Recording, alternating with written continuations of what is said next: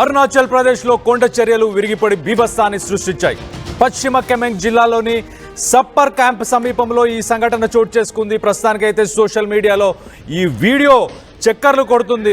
అక్కడ చాలా వాహనాలు, అది NH13 హైవే బానాసెప్పా స్ట్రెచ్కి సంబంధించి ఈస్ట్ కెమెంగ్ డిస్టిక్. ఇది కెమెంగ్ డిస్టిక్లో ఈ సంఘటన చోటు చేసుకుంది. పెద్ద పెద్ద బండరాళ్ళు కొండపై నుంచి వచ్చి అక్కడ వాహనాలు, హైవేపై ఏదైతే వాహనాలు ఉన్నాయో ఆ వాహనాలపై పడినట్టు చాలా క్లియర్గా చూడొచ్చు. మన ఆ విజువల్స్ను చూడండి. పెద్ద పెద్ద రాళ్ళు వచ్చి పడ్డాయి. దాదాపు 120 మీటర్లకు సంబంధించి ఆ రాళ్ళు పడడం జరిగింది. అక్కడ చాలా వాహనాలు ధ్వంసమయ్యాయి. కానీ ప్రస్తుతానికైతే ప్రాణ నష్టం అయితే ఏం లేదు. ఒక్కసారి ఆ విజువల్స్లో ఆడియో కూడా వినే ప్రయత్నం ఒక్కసారి చేద్దాం.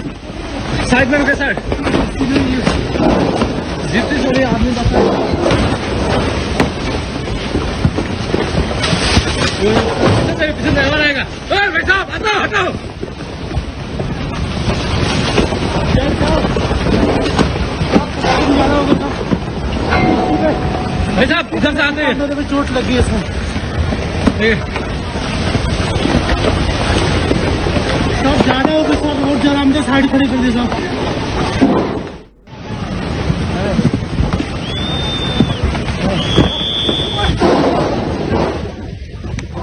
మొత్తం మీద అరుణాచల్ ప్రదేశ్లో 55కు పైగా ల్యాండ్ స్లైడ్స్, కొండ చర్యలు విరిగిపడ్డాయి. 23 జిల్లాల్లో కూడా ఇదే పరిస్థితి ఉన్నట్టు తెలుస్తుంది.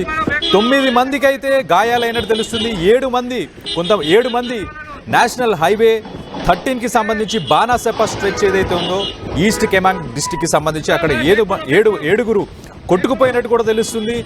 2 లేబరర్స్ ఏదైతే పైన్ గ్రూవ్కి సంబంధించి జీరో కామ్లే రోడ్ అని చెప్పేసి పైన్ గ్రూవ్ దగ్గర, అంటే పైన్ చెట్లు అక్కడ ఎక్కువ పెంచుతారు కాబట్టి ఆ పైన్ గ్రూవ్స్ మీద పనిచేసే ఆ లేబరర్స్ కూడా చనిపోయినట్టు కూడా తెలుస్తుంది. ప్రస్తుతానికైతే గడిచిన నెలలో కనుక మనం చూస్తే కనుక ఓన్లీ ఈ నెలలో 24 రోజులు వర్షం పడింది అరుణాచల్ ప్రదేశ్లో. అక్కడ IMD కూడా ఆరెంజ్ అలర్ట్ని కూడా జారీ చేసింది.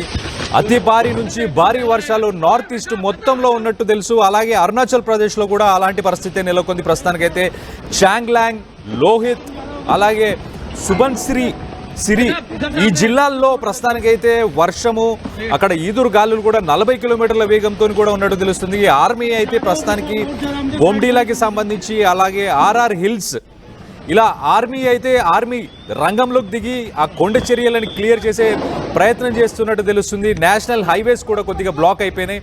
ఆ నేషనల్ హైవేస్ని కూడా, ఆ రోడ్ కనెక్టివిటీ ఏదైతే ఉందో దిరాంగ్ నుంచి తవాంగ్కి వెళ్ళే ఒక రోడ్ కనెక్టివిటీ ప్రస్తుతానికైతే స్తంభించింది. అక్కడ ఆ కొండ చర్యలు విరిగిపడడంతో చూడండి, ఒక బొలెరో మీద పెద్ద పెద్ద రాళ్ళు వచ్చి ఆ బొలెరో వెహికల్ మీద పడింది. ఒక టాటా సుమో కూడా వెనక్కి వెళ్ళిపోతున్నారు ఆ రాళ్ళని చూసి భయపడి.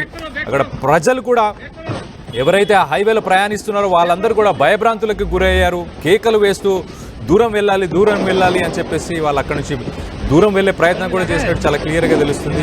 ఆర్మీ అఫీషియల్స్ కూడా అదే లొకేషన్లో ఉన్నట్టు కూడా మన విజువల్స్లో కూడా చూడొచ్చు. ప్రస్తుతానికైతే అరుణాచల్ ప్రదేశ్లో ల్యాండ్ స్లైడ్స్ అనేది 23 జిల్లాల్లో 55 ల్యాండ్ స్లైడ్స్ జరిగాయి ఇప్పటిదాకా.